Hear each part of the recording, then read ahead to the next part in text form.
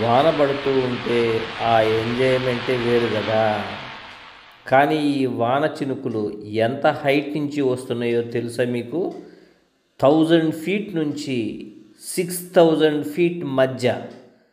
మరి అంత ఎత్తు నుంచి వాన చినుకులు క్రింద పడేటప్పుడు అవి గ్రావిటేషనల్ ఫోర్స్ వల్ల చాలా ఎక్కువ వేగాన్ని పొంది మన మీద పడి మనని గాయపరిచే ప్రమాదం ఉంది. మరి అలా జరగటం లేదు కదా. ఎందుకని? నిజానికి చాలా గాయపరచాలా. మరి ఎందుకని అంటే వాన చినుకు క్రింద పడేటప్పుడు క్రిందికి పనిచేసే ఫోర్స్ దాని వెయిట్ mg, కానీ పైకి పనిచేసే forces viscous force, air resistance. ఇవి ఒకానొక స్టేజ్ వద్ద ఈక్వల్ అయ్యి నెట్ ఫోర్స్ 0 అవుతుంది.